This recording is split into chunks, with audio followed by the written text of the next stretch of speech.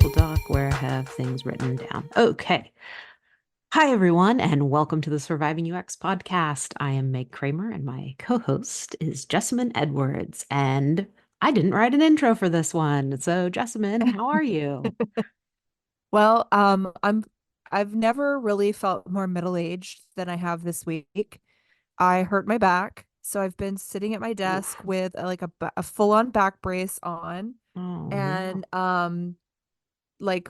hunching around the house and downing Advil and Tylenol. This episode is brought to you by Tylenol. Extra strength Tylenol.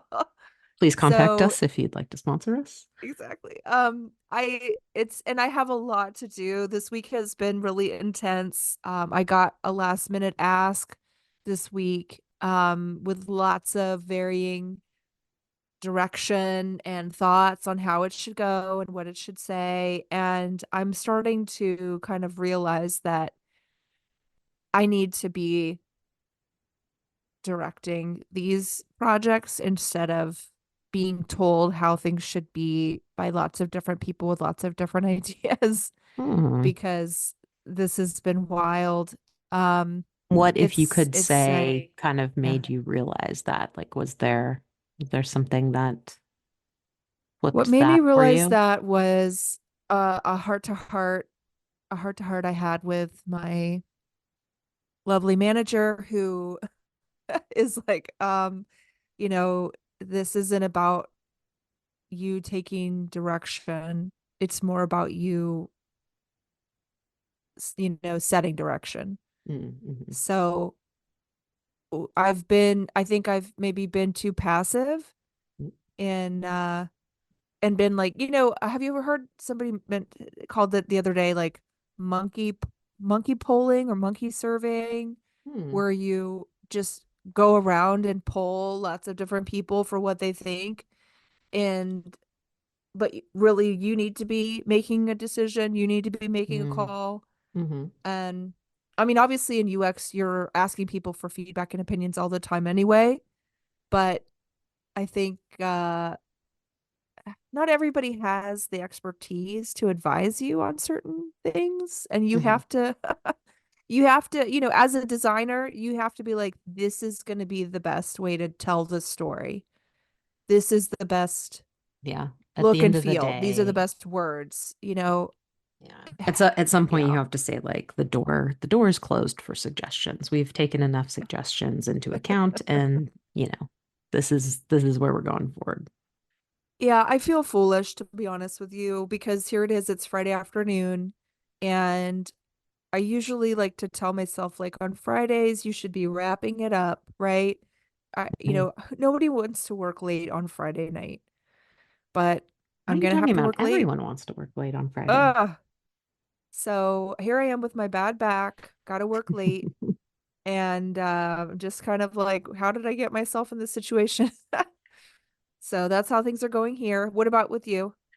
Oh, my thoughts are more mundane. I finally got some company swag in the mail and I was Very so good. excited. Wow. I'm wearing everything that they sent me. Hmm. And like as if I don't have any other clothes of my own. Um and and they sent like some other stuff that was on the same color scheme. And so I really appreciate like the whole package Okay. being like all put together. And so last night I was writing with one of the new pens and I was like, this is so cool, blah, blah, blah. And then this morning in the fresh light of day, I was Hmm. writing one with one of the pens that's purple in color and the ink is not purple. I only realized this now because last night it was too dark to Oh. realize it. And I am just bummed. Oh, the pen was purple, but the ink inside was It's just just regular old it's just black. black. It's just black. Mm. So, these are just Wah, really wah. hard challenges for me Well, it's right now. what do they call it? Like party up front, business in the back, or business up front, party in the back. Yeah, It was a party on the outside, but all business on the inside. totally. Very much Yeah. so. Well, speaking of parties, or um I don't know, maybe not a party, depending on how it went. But I thought we would do a little heuristic evaluation on our recent experiences. We both, in the last couple of weeks, have been to Disney experiences. And so I thought we could talk about one thing that we thought was designed really well and one thing that was designed really poorly. I tend to Mm. think of that company as kind of being really smart about a lot of the design decisions they make in terms of like the physical world and how you experience things. Mm-hmm. But I do think there are some things that could be designed better too. So anyway, how about you? Do you want to go first? Yeah. Yeah. So, as you may know, we went on a Disney cruise a couple weeks ago, and it was my first experience taking any cruise at all. Oh, And I was really taken aback. I mean, this is a great illustration of, designing for scale. You're trying to give individual families a five-star experience, and they're one of thousands. And so it's mm, so easy to make everything feel like a big cattle call, mm, because you're just milling around, breakfast with hmm. 800 people, So did you're it in a feel like line. that or did it feel personalized? There were definitely times when it felt like that, but there are a lot of things. There was a lot of personalization where they have staff that follow you around the boat. So your housekeeper, your wait staff, they follow you from night to night, restaurant to restaurant. So they get to know you Oh, by name. You get to know them by name. So that's something that I've never had before. yeah. And, after 3, 4 nights of talking to the same people, when you think about at the end, you have to leave a gratuity for them. Hmm. They, you're like, oh, it's so and so. It's not just a blur of faces. Hmm. You're like, Hmm. I'm leaving this gratuity, this tip for this person who was with me for the whole trip, who was, looking after me and Hmm. knows me by name. So I think that was cool Yeah. because it did make it feel like, you had some relationship with someone. Yeah. Okay. So my thing that I thought was designed well, and we did not coordinate these before we started talking. Mine is that I went to Disneyland, so one of the parks, and I went into a store with my young child who is very into like not cars, the Pixar property, but just vehicles. And he saw Cars merch for the first time and like was uh going nuts. Um and I saw something that I wanted in this store. It was Pixar related Yeah. and I picked it up. I'm like trying to handle my kid who's not doing so hot in terms of like his overstimulation of commerce. And I'm like, okay, we got to do this quick. And I guess two things. One was that the person ringing me up, so the another, relates to yours because it's like staff related. Mm-hmm. She was like, "Oh, I told her I was like, we're not buying the thing that my kid is holding. I'll put it Mm. back." And she's like, "No, no, no. I'll just take it." And she like took it from him and she like pretended to scan it so he could like kind of like he had this like severing of himself with the object that felt kind of okay. And he's two, so like it wasn't Oh. like I was lying, it wasn't like they were anyway. I was like, "Oh man, she has totally done this before with other parents." Oh. But then the other Yeah. thing was that I paid, I ran out of the store because I could not handle him anymore being in the store. Yeah. And it was only like 10 or so minutes later that I realized the single magnet that I bought, one magnet, I paid $14 for. Oh yeah. Oh yeah. So, what I think was designed well was that somehow in all of that experience, I didn't even ask what the price was. It wasn't listed on the item itself. The Oh, item just, really? yeah, no, the items, most of the items I think just have or some of the items at least have like just a color and then the color corresponds to a price, but you have to like ask what the color Look it means. up. Oh boy. Yeah. And so I was they That's kind of anyway, like this a thrift relates store. this relates to yours because it's like both of ours were examples of how they kind of like encouraged us to give them more money, which is definitely in their best interest. So Yeah. what was poorly designed on the cruise ship? Breakfast with 800 people. I mean, that was just it Yeah. was it was so stressful. Mm. You know, kids, you're trying to satisfy five different appetites and everything is it's not an open buffet. You have to go up and ask Mm. for someone to hand you a bowl or hand you a plate of food. I think they do it to cut back on food waste Yeah. so people don't just like serve themselves like piles of food. But every station had a line and it was just you Yeah. couldn't just, you know, That anyway, it was doesn't a sound lot child friendly at all and or it was family friendly. so crowded. So that was really actually very stressful every day going to breakfast was really a lot. Yeah. Lunch is was a little bit easier, but the breakfast room was just a Yeah. madhouse. It was a madhouse. So Well, yeah, I think though for me, like there was so much where I just thought, gosh, they did this, they made it nice. They made something nice where the usually people don't bother to make things nice. Like the bathrooms were really nice and there's yes. music playing in the bathrooms. Hmm. Every hallway had art on the wall. Every corner of the ship is decorated within an inch of its life.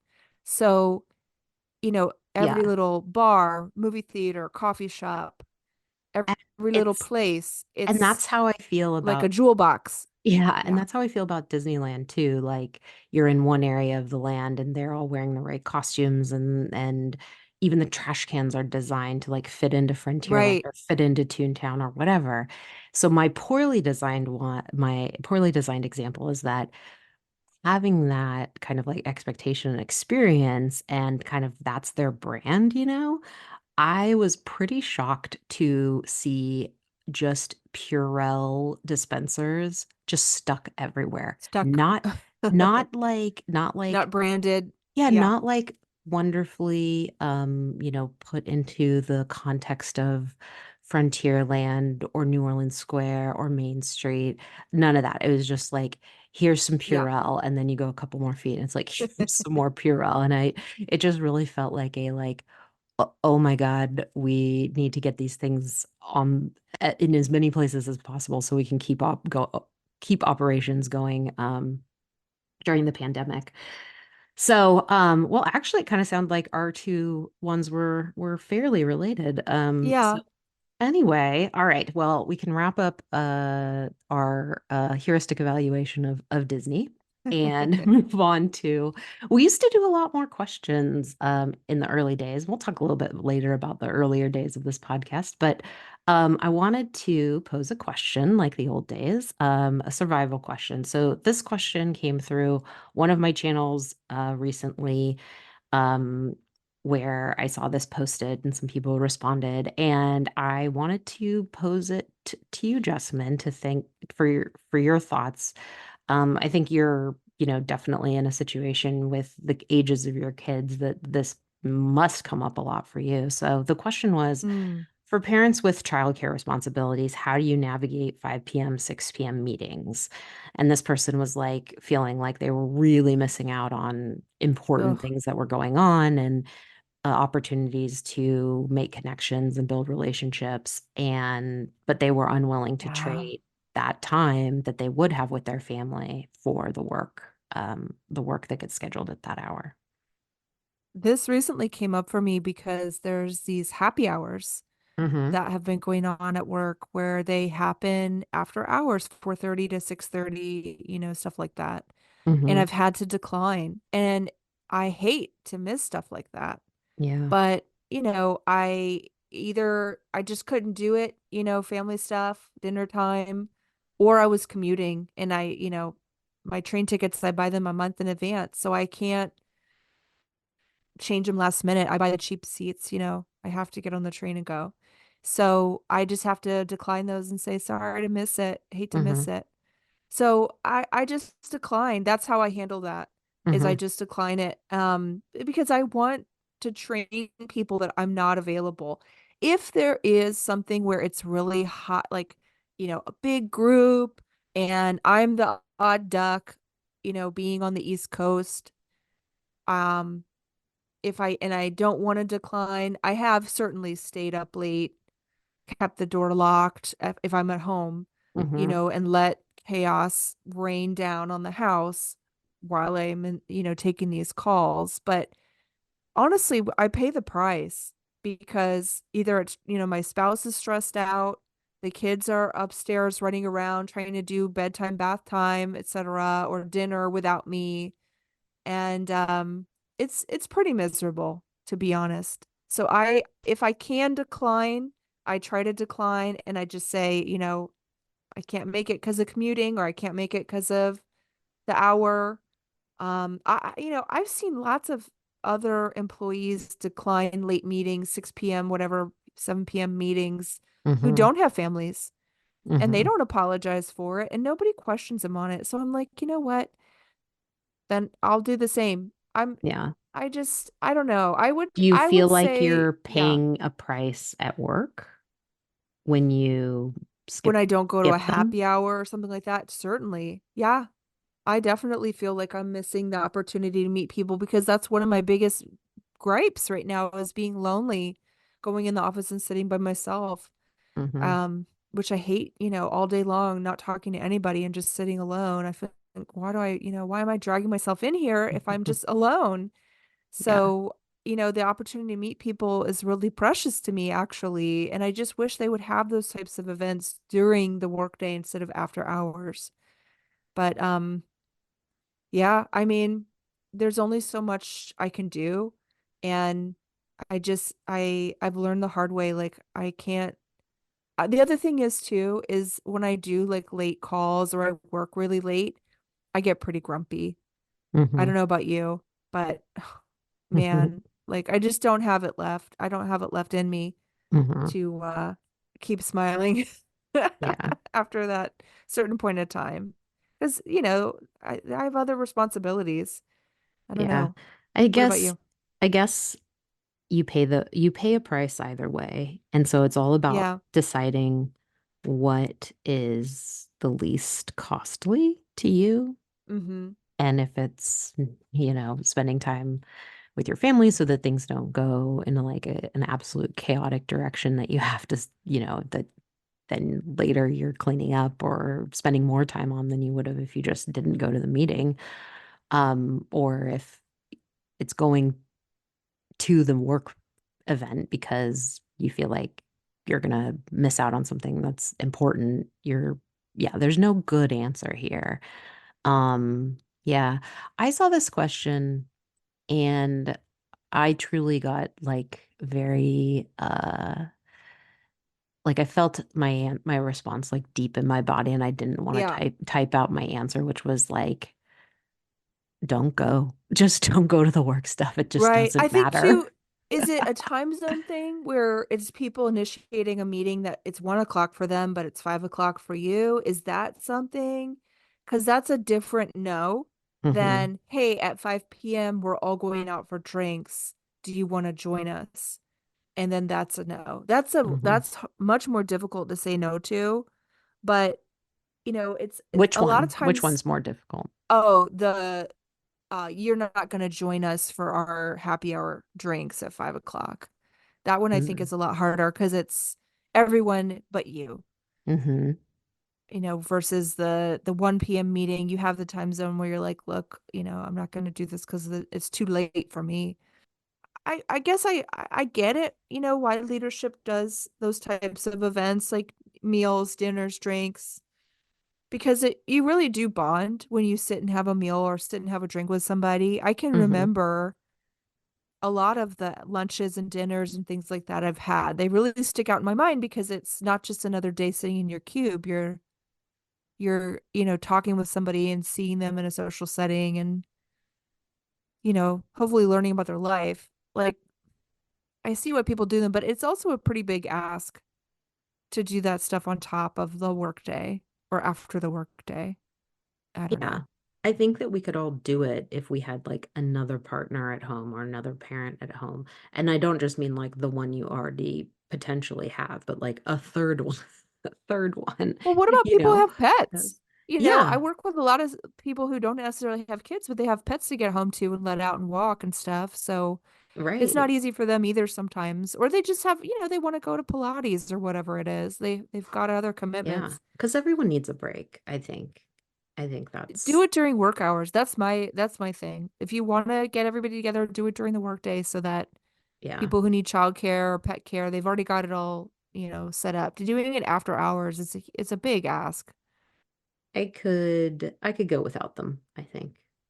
I remember reading an article where someone was saying like, hey, people like for the big holiday parties and stuff like that, it was sort of accepted on this person's team that people would expense like a hotel room.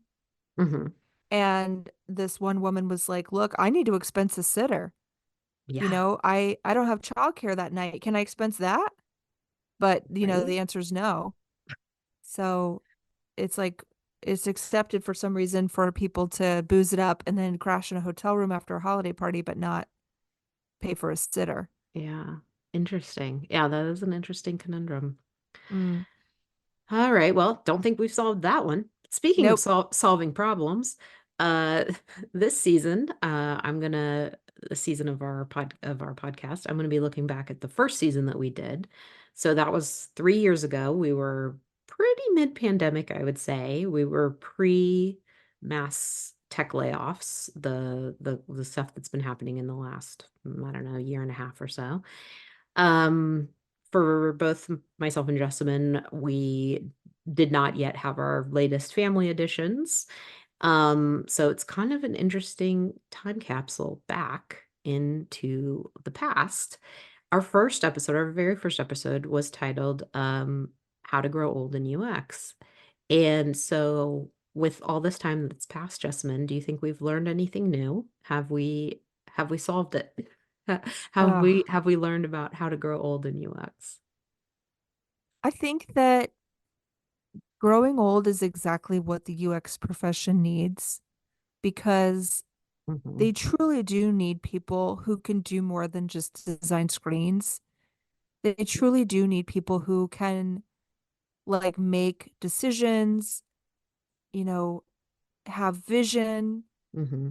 have something for everyone to get behind, get themselves out of tricky situations, call BS.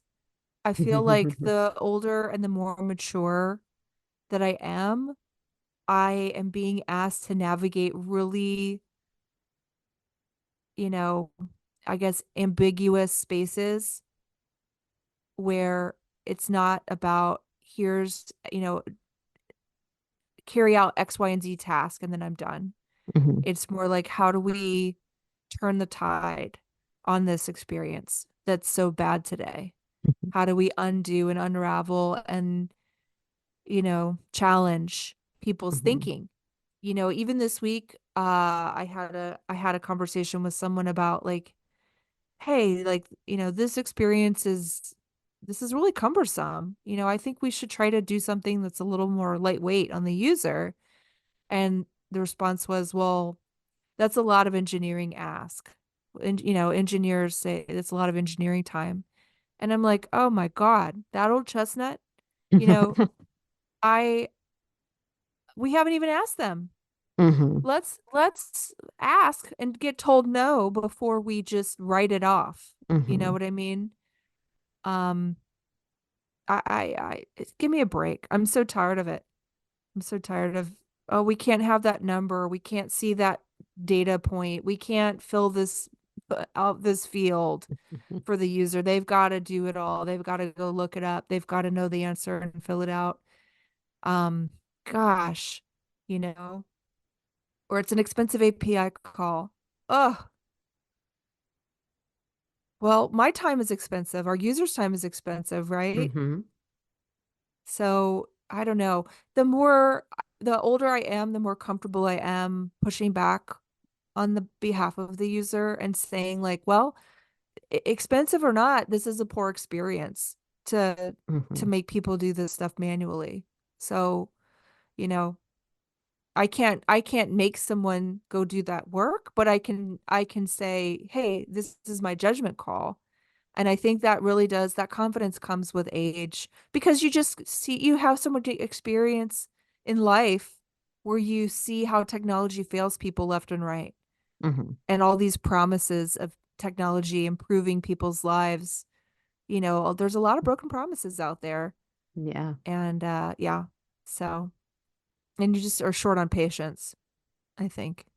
The UX career for me has become less a percentage of my overall life and like the things that I fill my brain with, whether that's just like other demands on my life that I've had or just being perhaps less interested in I was gonna say rat race, but I was hoping there was like a different way of describing Mm, it. But because that's not exactly what it is, but the whole like my career, like the career oriented part of it. I do think that's for the better. And then what I've also noticed is that it's kind of e- encouraging that I can use my skills and my experience and do a particular job and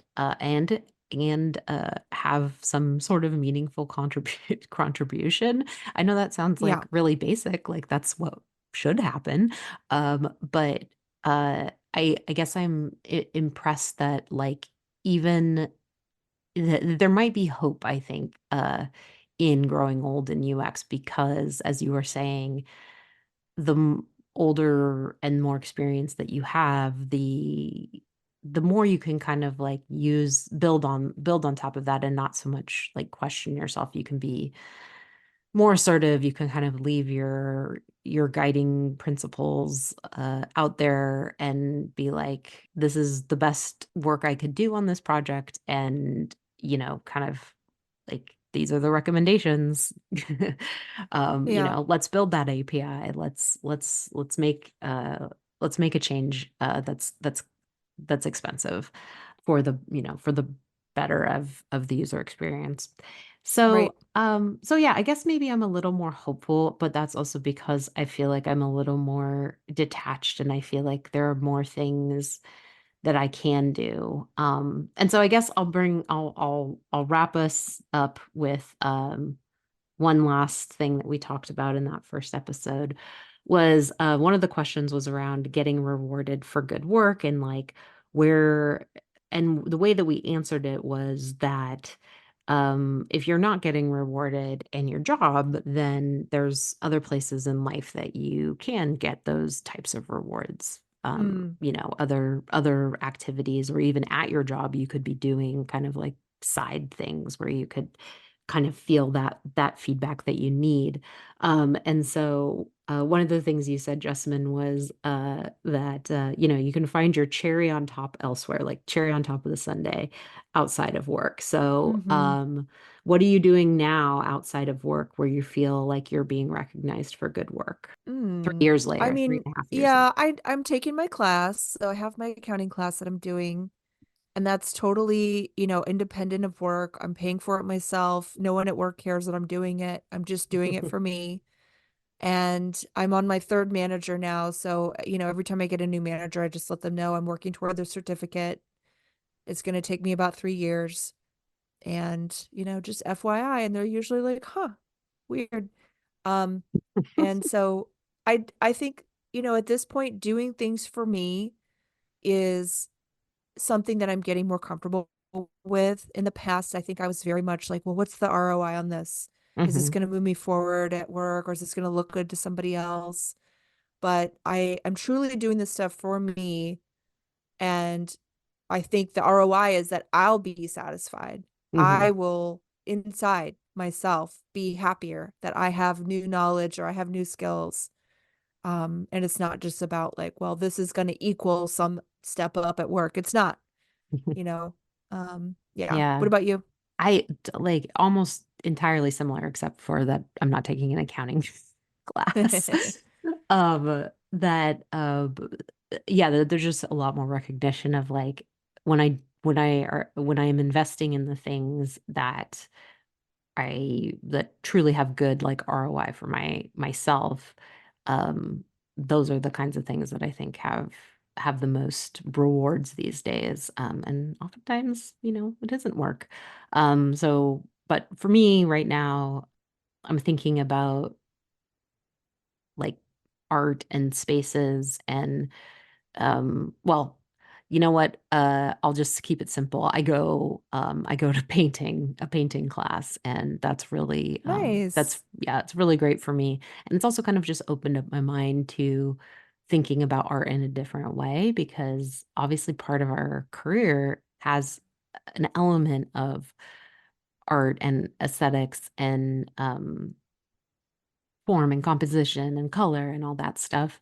But it's pretty narrow in what we do and what we play around in. And so it's really cool to kind of be able to open up a little bit more to that piece of my brain and also think about ways in which my entire life can be more focused on that. So Nice. anyway, I guess this is just a little reminder to our listeners out there that it's a good thing to have things going on where you can really feel like rewarded and encouraged that don't necessarily have to do with the day to day of surviving this job. So, For sure. with that, I just have one more question for you, Jessamyn. Does your dad still pay $8 for a CompuServe email? I'm not sure about this, but I'm gonna bet $5 that the answer is probably yes. Probably yes. Awesome. Awesome. All right. Well, that just wraps us up for today. Take us out. Hey guys, thank you again for joining us for another episode of Surviving UX. If you need advice or sympathy for your UX career, write to us at survivingux@gmail.com. Bye bye.